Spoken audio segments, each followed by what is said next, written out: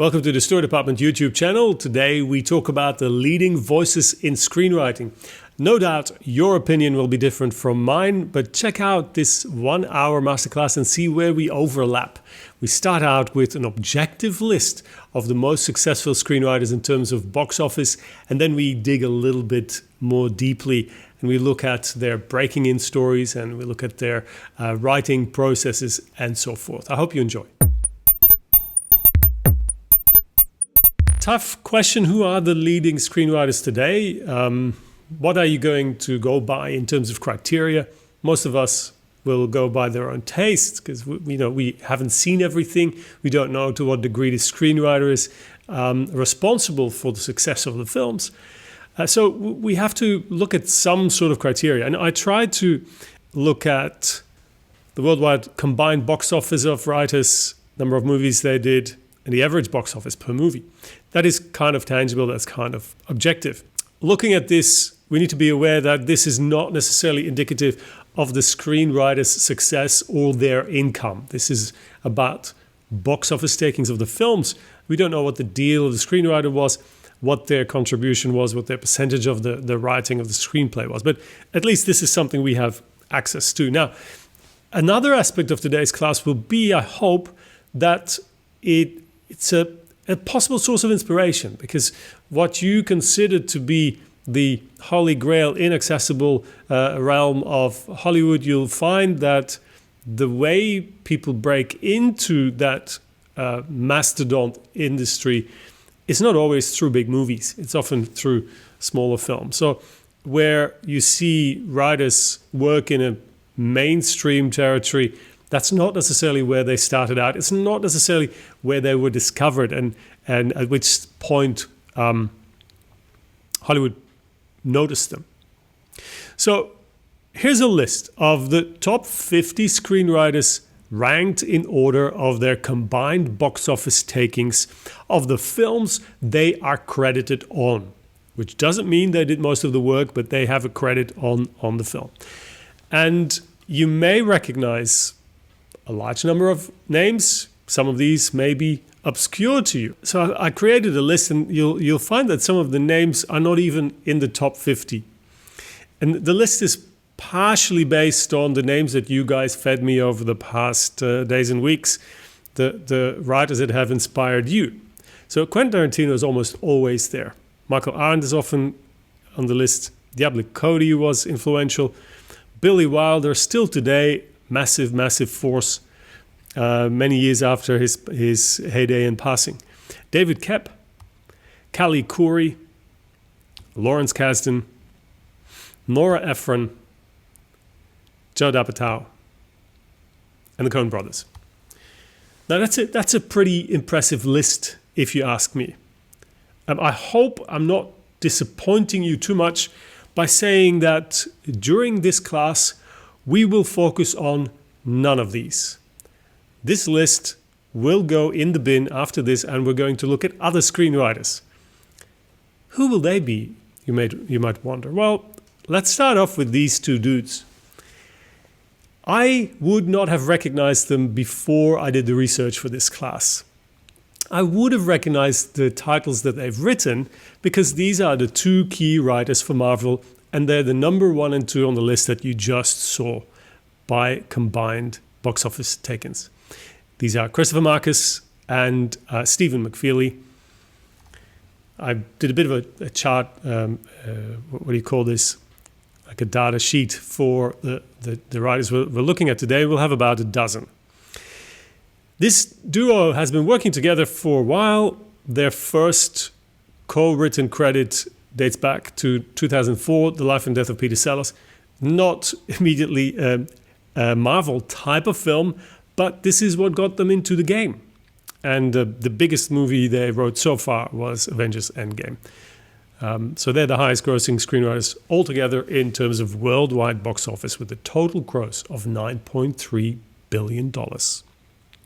How did they get there? Here's a short clip from a panel discussion, an interview they did for the Austin Festival. We wrote Life and Death of Peter Sellers, which was around for a fairly long time before it got made. And Andrew Adamson, who directed Shrek and went on to do Lion, the Witch, and the Wardrobe and Prince Caspian, had read it, and they had a script, a basic adaptation of the book that was very faithful to the book. It was basically the book in script form, but in the book, all the kids are kind of one kid who wanders around. And it didn't have enough character, didn't have enough tension. And so they needed someone who was good with character, not necessarily someone who knew about talking animals or epic screenwriting. So we got in by being someone who was good at referring to ourselves as one person, which is a little disturbing. Particularly for our wives. Being someone's who could do it, who had a particularly unique skill, as opposed to, we need the best blockbuster guys in here. So we got hired on a rewrite on Lion, the Witch, and the Wardrobe to do effectively a character pass, and proved to not be so bad at the epic giant stuff that you would need to bring in someone else for that, and it kind of rolled from there. So how did that essentially then get the attention of the Marvel world? I'm generally proud of this. People tend not to fire us. We sort of keep sticking around, you know. So it was quite a while before they fired us out of Narnia, and it coincided with the strike. So it's 2007, and we're walking the picket line, and they call and say, "Hey, don't come back to Narnia," you know. And when the strike was over, I don't want to come back. That's right.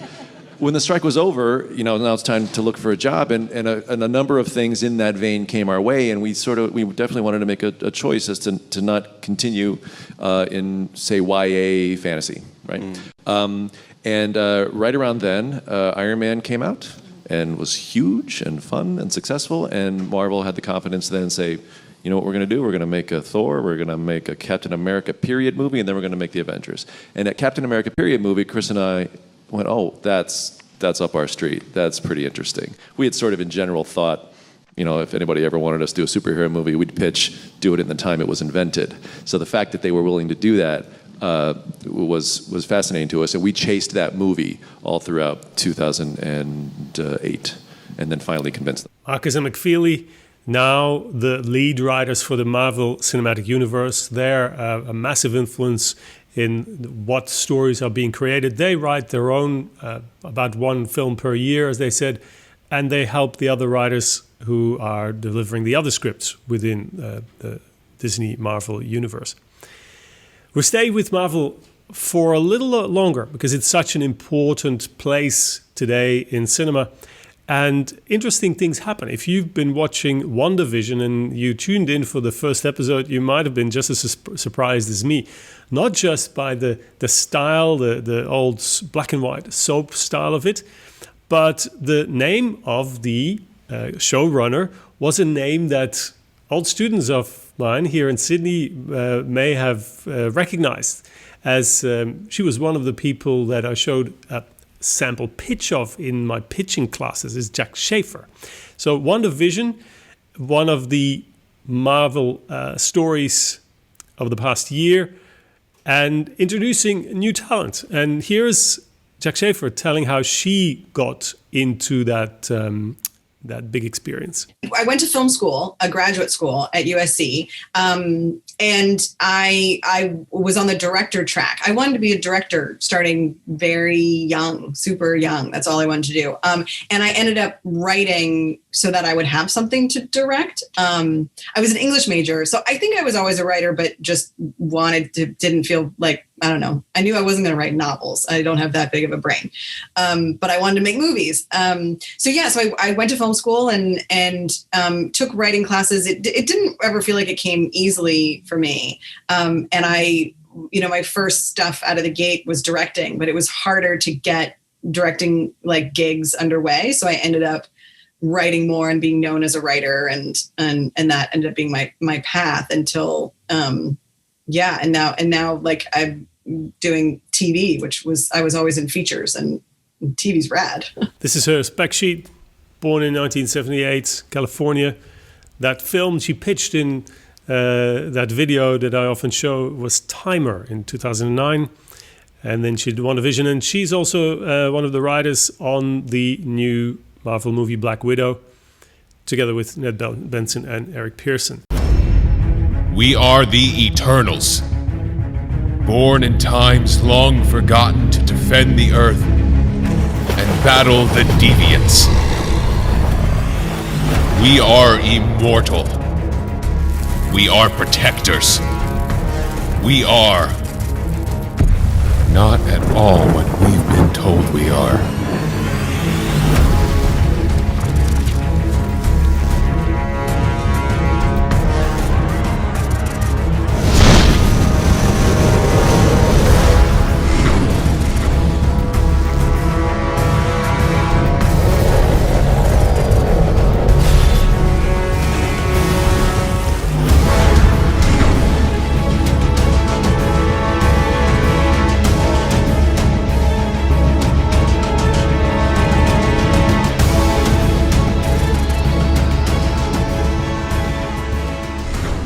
The official Marvel trailer for the comic books, essentially that were released last year.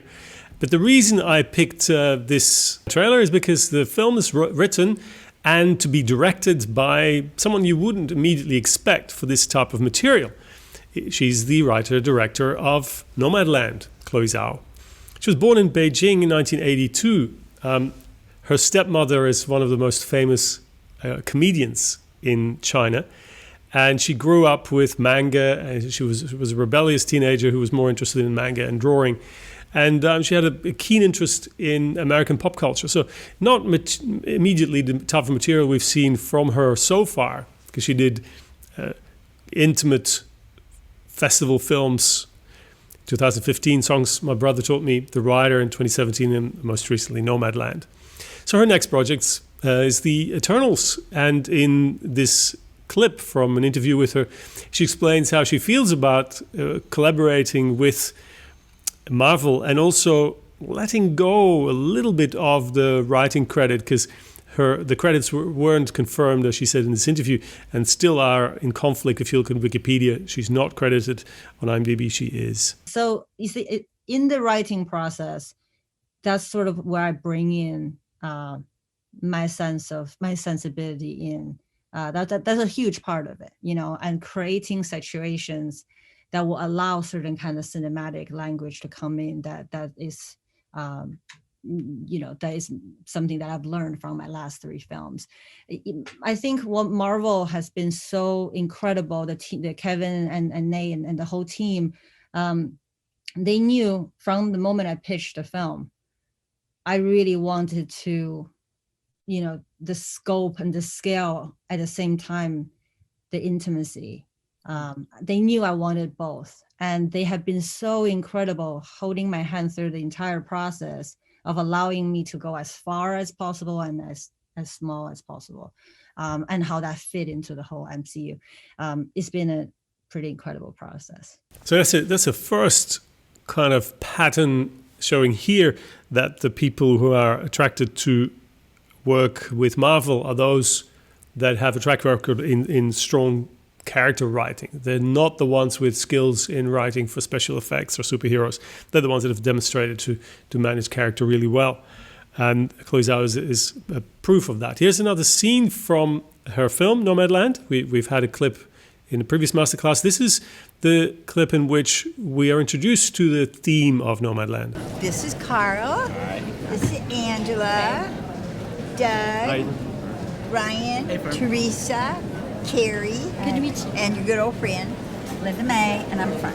And this is my friend Fern. Hi, everybody. Hi, Another Smith lyric I have is, when you're laughing and dancing and finally living, you hear my voice in your head and think of me kindly. And then also, the one that means the most to me is, home, is it just a word, or is it something that you carry within you? So, yeah, we like that. I like that one. Yeah. Me too. Like, his lyrics are very deep. Home, is it just a word, or is it something you carry within you? That's to a degree, the theme of Nomadland, which we see Fern initially strongly connected to a place and to her van. And then gradually she has to let go of those. And if you think about that, because the connection to the place was because of her husband that she lost and she lived with in Empire.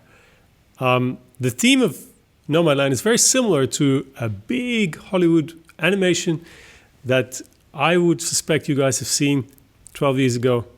It's Up, where Karel goes through a similar sort of journey after losing his partner. He needs to let go. Remember how he is the one who will not give up his house when the developers are taking over the neighborhood. And then he goes travel. And in the course of his travels, he lets go and he overcomes his grief. Very much to the story of Fern. This brings us to Pixar and the Pixar universe.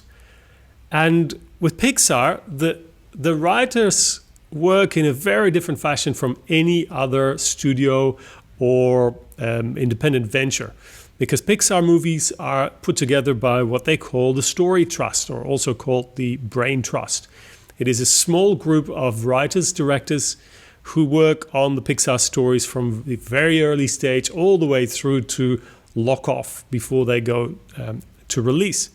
And within that group of the Brain Trust, one of the leads is P. Docter. P. Docter was one of the directors. He directed Up.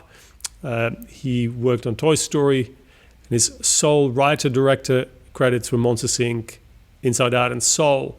The way the Brain Trust works is that individual writer-directors champion their own films. The films that they write, they will also direct, but then they also provide their own insights to other people's work. In the case of P. Docter, he also provided the story for a few films that he didn't end up directing, and I think Toy Story was one of those. Toy Story was directed by John Lasseter.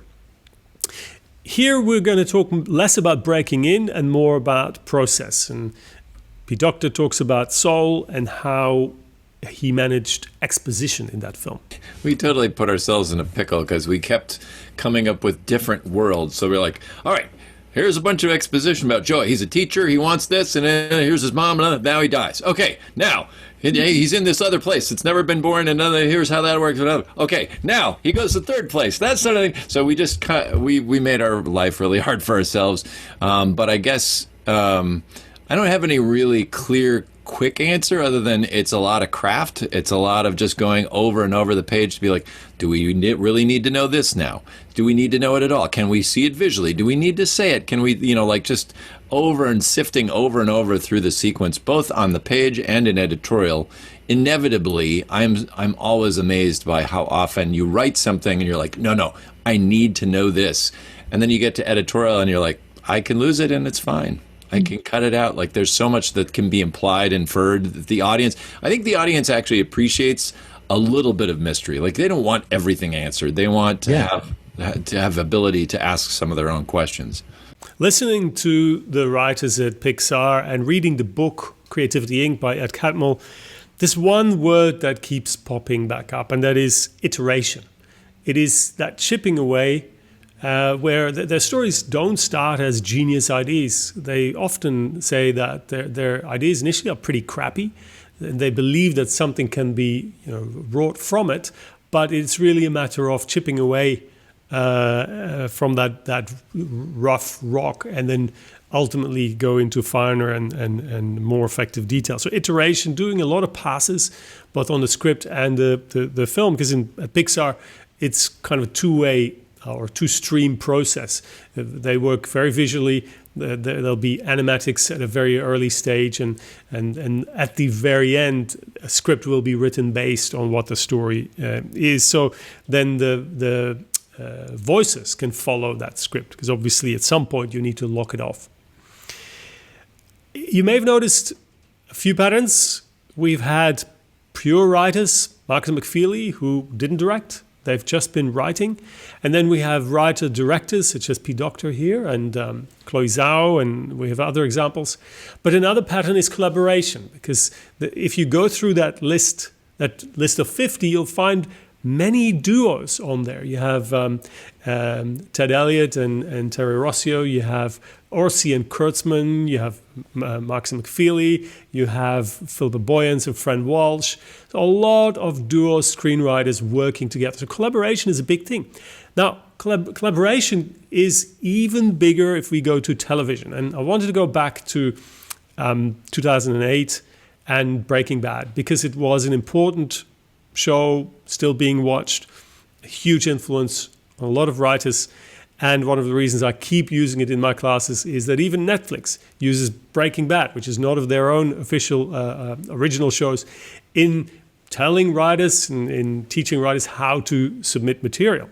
So this is Vince Gilligan. He was the creator, the showrunner and creator of Breaking Bad. He started his career writing feature films, a few that you may have never heard of, Wilder Napalm and Home Fries. Maybe better known, the 2008 Will Smith vehicle Hancock wasn't a huge success either.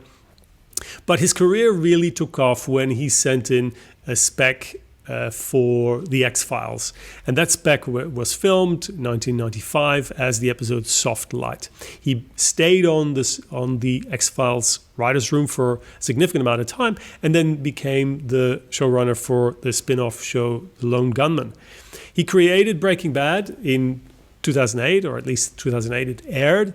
And on his team, he had an incredible amount of talent, and that talent went on to spin off the show Better Call Saul from that.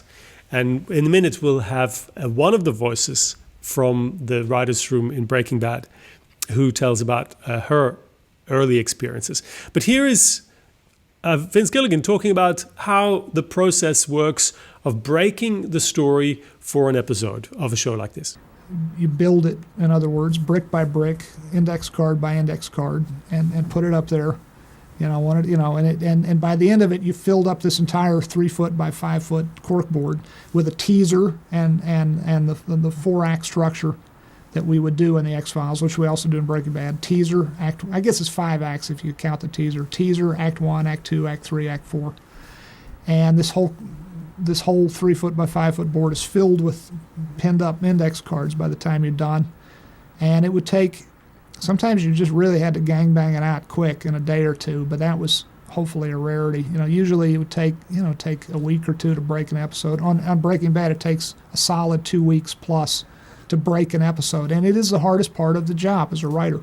Plot beat is essentially, the good analogy, I suppose, is a bunch of engineers sitting around on their drafting tables or their communal drafting table and drawing the design, drawing the architectural drawings for a skyscraper. Then you got to go build a skyscraper, which is a huge amount of man hour and labor and all of that. But you can't build that skyscraper unless you got the architectural blueprints to begin with. And to us, the writing, the actual sitting down and writing is, to me, it's kind of carefree compared to the breaking, because I've got this outline, I've got these index cards, and I know what happens next, and then it's fleshing it out with dialogue, and there is certainly invention to be had and you have to come up, you have to invent as you write, but what we try to do in the writing room on Breaking Bad and what we try to do in X-Files is, anyone in that writer's room for the length of time it took to break that story could go off and write that particular episode. If you have 8 writers working for 7 days, that's over 50 writer days on just breaking the episode. That's even before the episode is being written. Gives you an idea of the scope and the resources that go into a show like this. This is unthinkable in certain territories. Knowing that here in Australia, an average writer's room has at the most a handful of writers. It would be the producer or writer, maybe a writer's assistant, maybe 3 or 4. And it's quite difficult to reach that level of quality if the resources are limited. So we need to see things within that perspective. Now, getting into the writer's room of Breaking Bad is obviously an incredible opportunity. It happened to Jennifer Hutchison. We'll hear her in a minute. She was one of the new voices that was added to the team. She joined Breaking Bad for season 3, I think it was, and then after it ended, she had a short stint on The Strain. I think that was a horror show. And then went back into the writers' room with her fellow writers for Better Call Saul, which is still going. And then she'll be part of the Lord of the Rings team, or she already is. The show airs this year. So here's Jennifer Hutchison talking about that opportunity. Well, I was really lucky because this was my first writing job. You know, I started as an assistant and then started writing in season 3 and then came on full-time in season 4. So kind of my entire, growing as a writer when you're finding your voice happened on the show. And I'm very, very lucky in that sense. So specifically, the stuff that really resonated for me is the idea that everything kind of comes from character. So a lot of people always say, how do you, like when people ask me about writing, they're like, oh, well, how do you figure out your theme? And I never think of theme because it's about, well, what's the story I'm telling about this character and where does that lead them? And then those themes come out because it's like whatever that character is looking for, that ends up being your theme. So just, as we said, always grounding it in character, that's gonna inform plot, themes, even your setting sometimes, like all that stuff. And then personally, it sort of taught me to trust my own voice, because coming in as the new kid, even though I had been on the show, I was the new writer, so you want to prove yourself, but you also don't want to step on toes, and you're also kind of confused as to what your voice might be, and just being empowered by Vince and the rest of the writers, who were all very generous with me, because there are rooms where a new person coming in, especially one who's come up, could be treated as, maybe a little bit of a threat or not as nurtured by the staff. And so having all those people believe in me and support me, and while I was still kind of getting my feet, was really helpful, and it made me trust myself more. So that was probably the most valuable thing I got out of the show. While we're on this still, I just wanted to do a quick who's who, because all these writers have gone off and done amazing stuff after Breaking Bad. On the right-hand side, bald-headed, that's Sam Catlin. And then we've got Moira Waller-Beckett, I believe her name is. Then Peter Gold, he was the creator of Better Call Saul, together with Vince Gilligan. Then we have the interviewer, then we have Vince Gilligan himself, then Jennifer Hutchison. To the left of Jennifer Hutchison is Thomas Schnauz. And I think it's a good practice when you watch a show, whichever show it is, and you like an episode, to look up who is the writer on that episode. Because time and time again, when I was watching other shows than Breaking Bad, and I liked a particular episode, I would find that Thomas Schnauz had written it, and the most recent was The Boys on Amazon. So Thomas Schnauz, second from the left, turns out to be one of my favorite writers.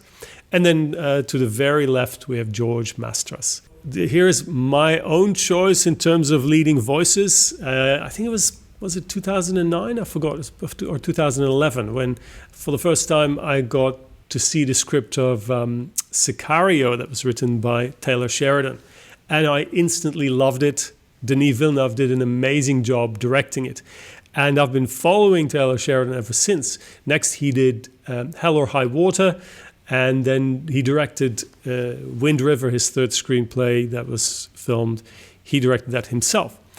So here's a writer that I've kind of followed from his first steps. And right now, it seems that he's at his height. A career that has skyrocketed over the past few years. And one of the scripts that helped was Hell or High Water, which reached the top of the blacklist. It was the winning script in the annual competition for most liked unproduced screenplay.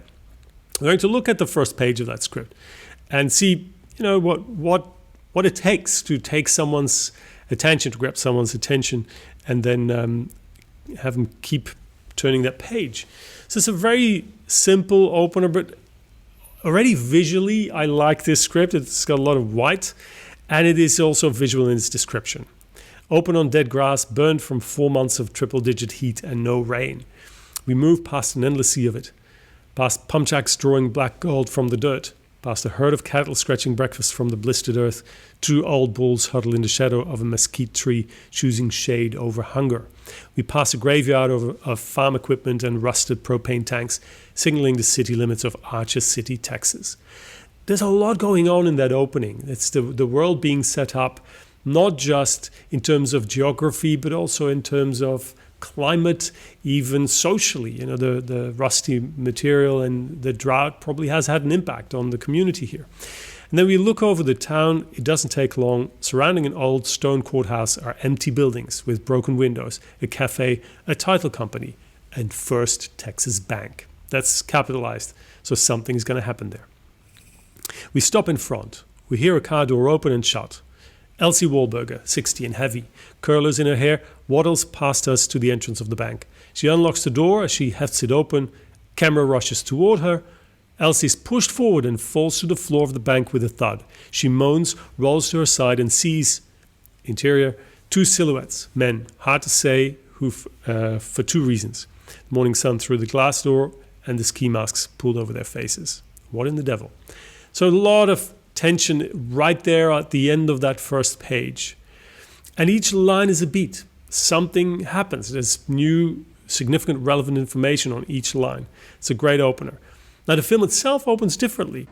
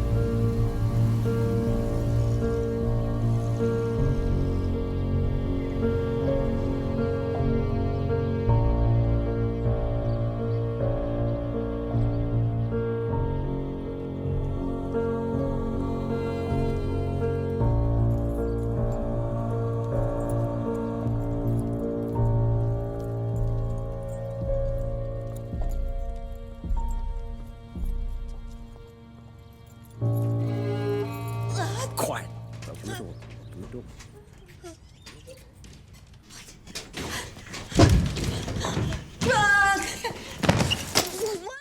I have a short clip about Hell or High Water with the lead cast.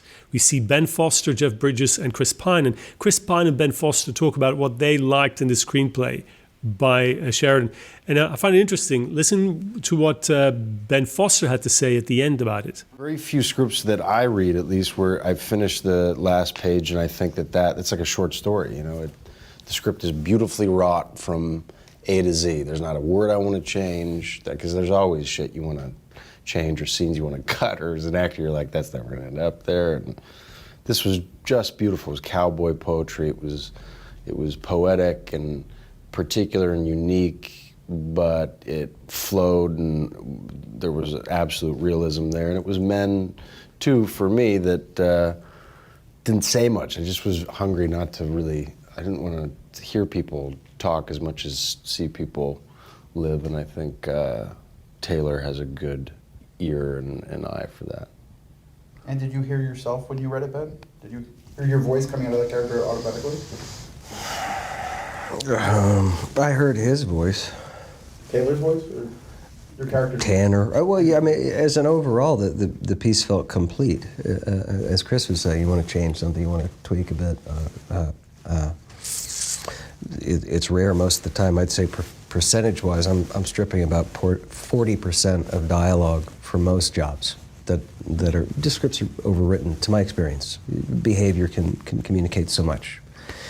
And that's how you sell a script, is making it really clear for financiers and the audience members, or the friends and family who read it, to say, okay, this is palatable, I understand it, this is exactly as it should be.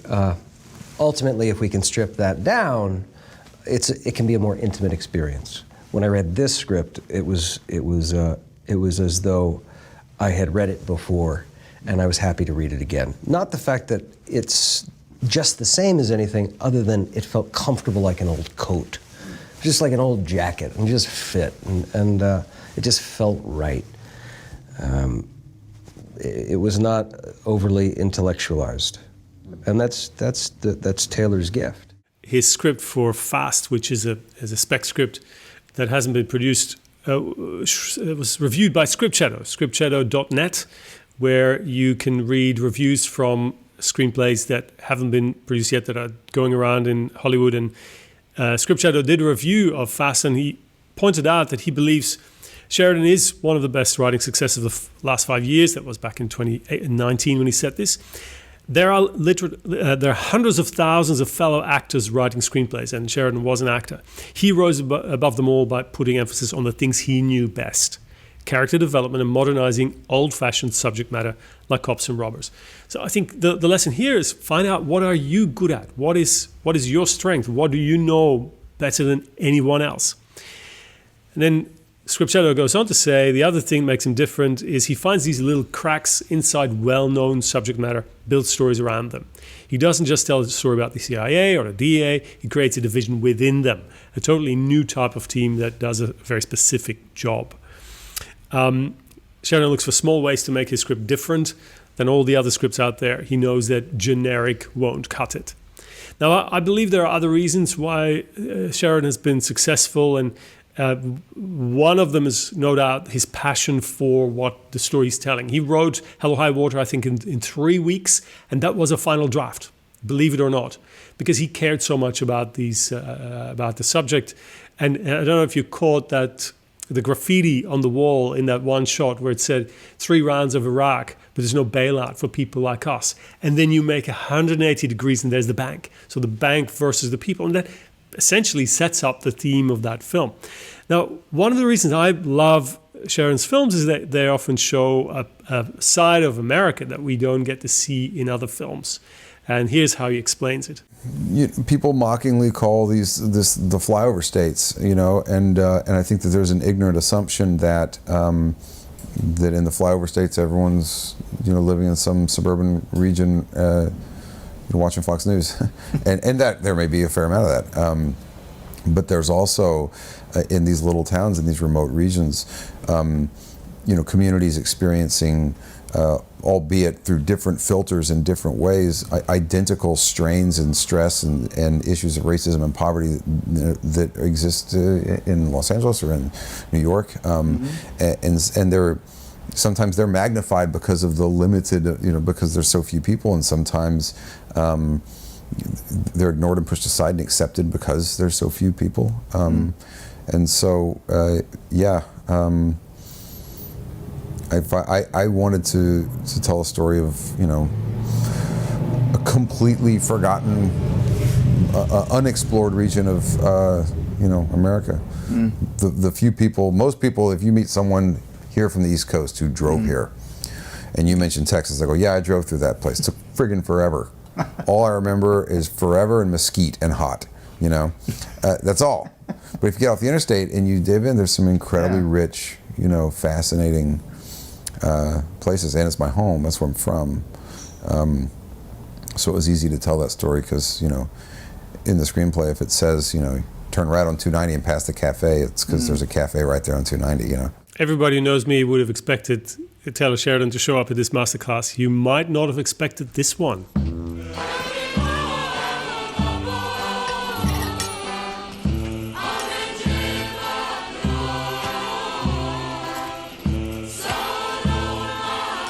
Yakshimash, my name is Borat. My life is nice. Not? But how I end up like this? 14 years ago, I released a movie film which was great success in US&A. But Kazakhstan becoming laughingstocks around the world. Our exports of potassium and pubis plummet. Many brokers leapt from our tallest skyscrapers.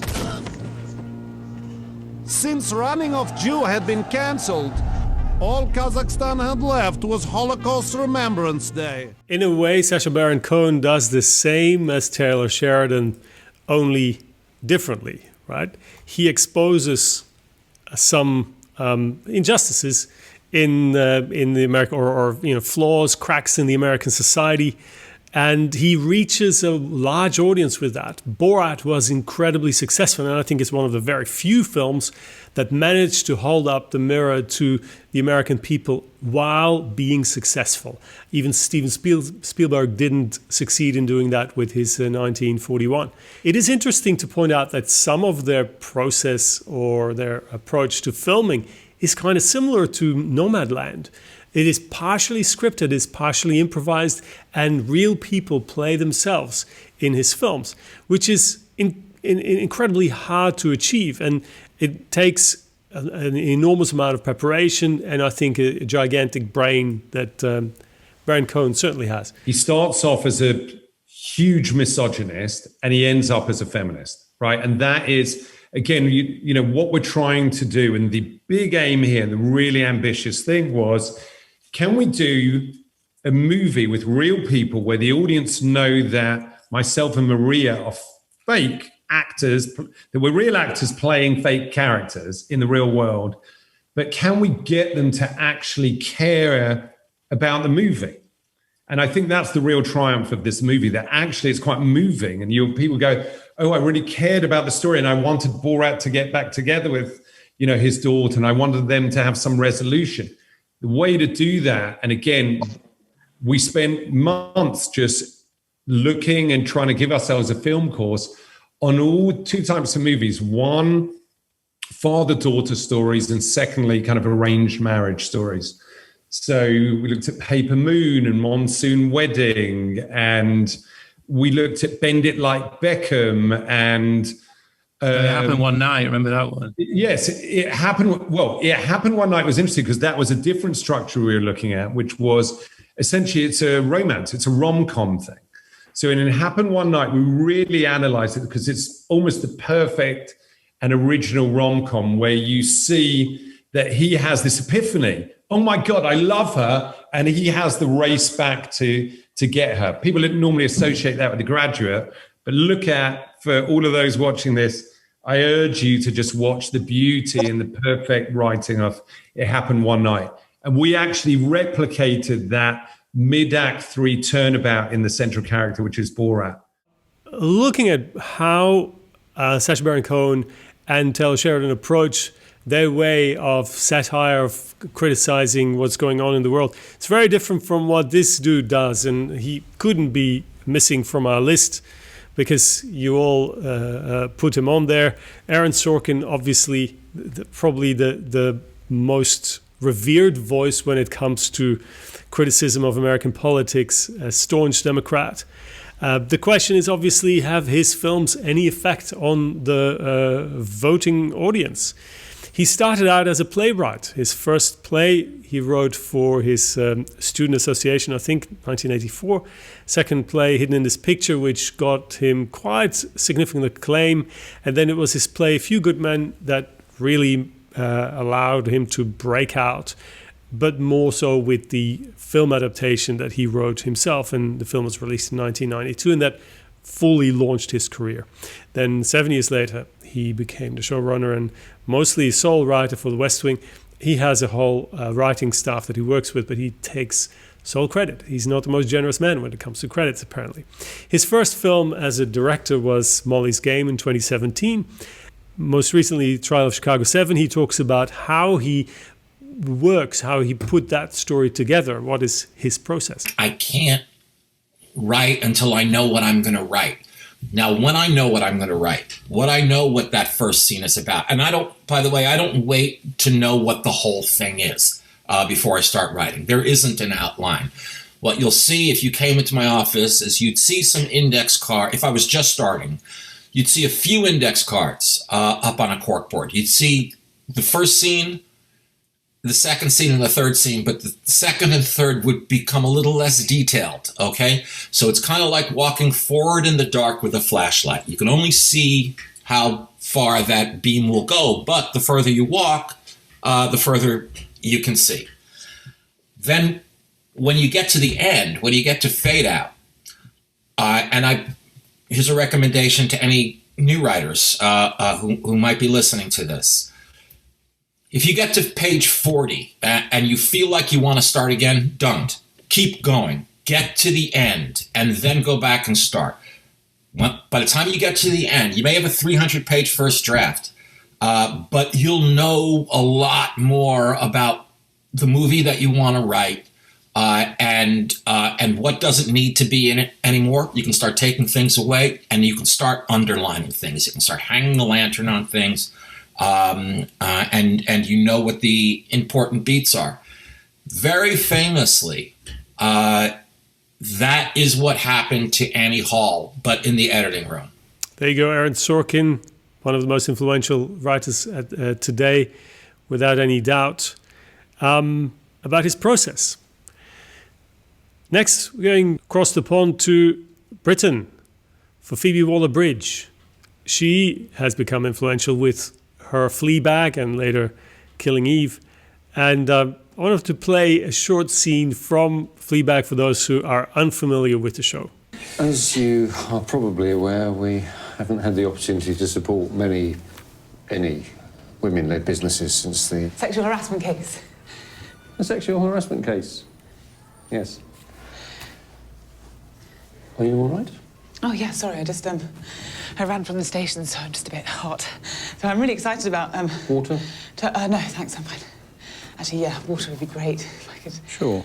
There are a couple of details that we need to iron out, and one or two bits and pieces I'm going to need to see some more on. It says in here that you opened the business with your partner. Okay.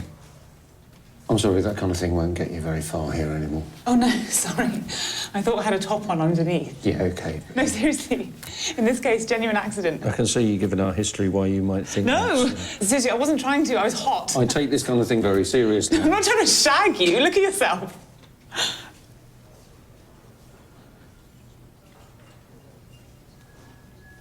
OK. Please leave. Oh, you don't understand. I need this loan. Please just leave.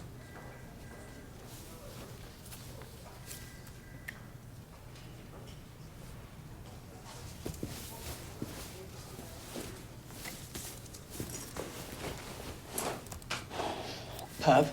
Slut. Wow. No writer's room here. That's Phoebe Waller-Bridge herself, based on her stand-up show Fleabag from 2012. She rewrote it into this TV show in 2016, and 2 years later she did have a writer's room for Killing Eve. And recently she's been attached to not just No Time to Die, the new Bond film, but also the new Indiana Jones movie, which is coming next year. In answer to a question how she deals with constructing a story out of individual scenes, that was a question from the audience. She answers this. God, I was in exactly the same position you were in. Scenes, jokes, I have ideas, but just fitting them together. I think if you have enough that you can write them on post-its and write them on your wall and just put them together. Because I think I've never thought structure first. I've always thought material first. And I think you're the same, aren't you, Vix? And it's how we operate. So much material first, jokes first, character first. And then we just put them all on the wall. And then, honestly, just the game of what if you put this next to this? And usually the more unusual that pairing is of those scenes, or those scenes that you put in an episode, the more interesting it comes, or that something happens when you put two things that shouldn't be together. And then you start pulling a story out of that. This is probably really bad advice, because I know you're supposed to structure first, and then you send it to your commissioners and go, this is the structure of the episode, and just send like a screwed up post-it note going, that's out. But that really, really helped, was just knowing that you're, as long as you're enjoying writing those scenes, then once you've got enough, then start playing with it. When you really like a writer, you may be tempted to copy their style. I've just read a screenplay where the writer was trying to emulate some of Phoebe Waller-Bridge's strengths, and it didn't really work. Last week, or the week before last even, another student was trying to emulate Quentin Tarantino. And the problem, I think, in both cases was that they were trying to jump from copying certain elements, but then at the same time also bring in their own voice. And I don't think that works when you're a beginning screenwriter. I think you would do better to see if you can copy, if you can do exactly the same thing. Because the problem with the writer who was trying to emulate, this was not Tarantino, it was actually, he wanted to do a Sergio Leone type of movie, was that he didn't go close enough. He didn't understand what the elements were. So it didn't look enough like a Leone to make that connection. And I think similarly to the writer who was emulating Phoebe Waller-Bridge, wasn't quite there yet in terms of understanding how you do that. So I think that's why something like the immersion screenwriting course is very useful, because you are copying. So you are forced to really understand how the writers did it, because you see how they write it. And by just going over that over and over again, you can learn which elements you like, and you can do that for different styles and ultimately build your own style from that. I think jumping from picking up elements here and there and then immediately go to your own voice, that hasn't worked for the writers that I've read the scripts from.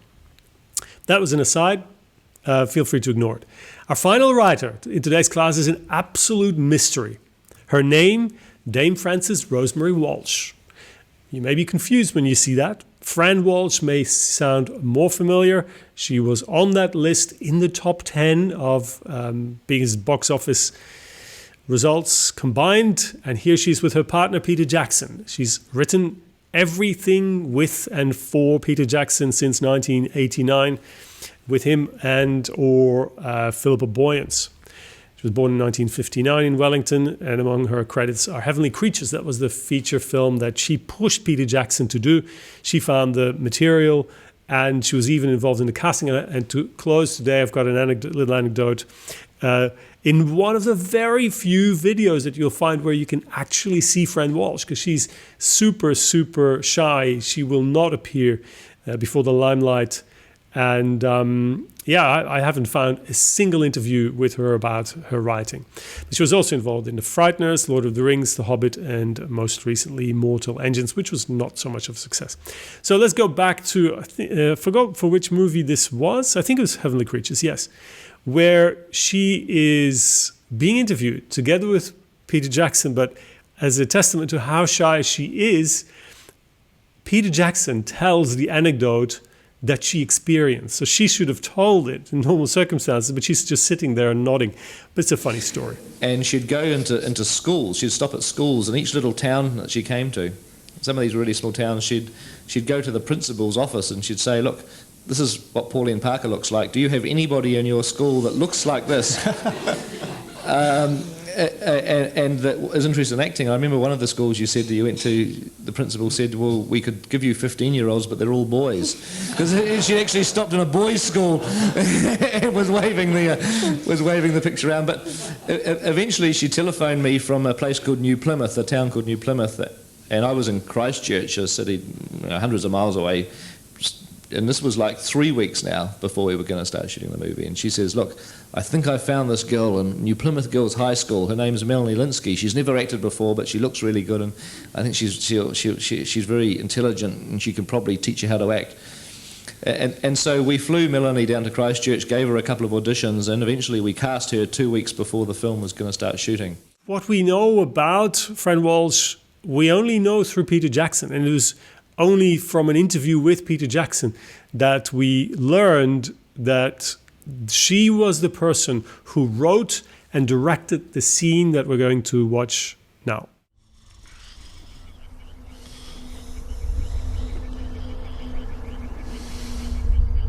We want it.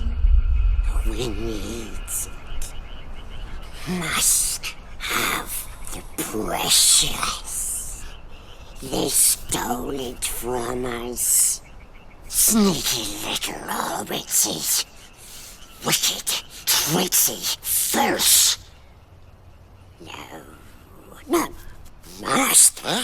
Yes, precious, false.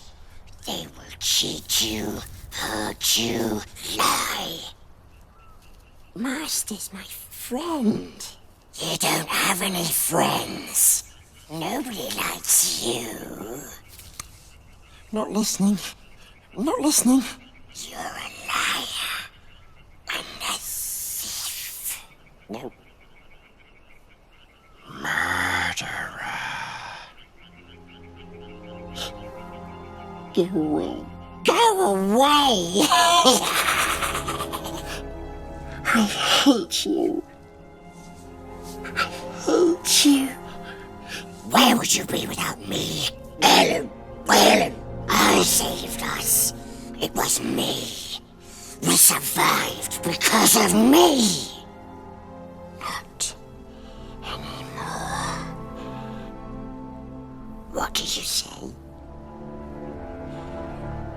Master looks after us now.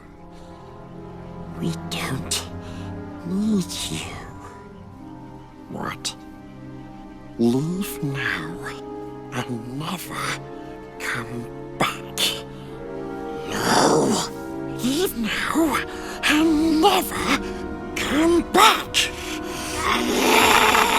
Leave now and never come back!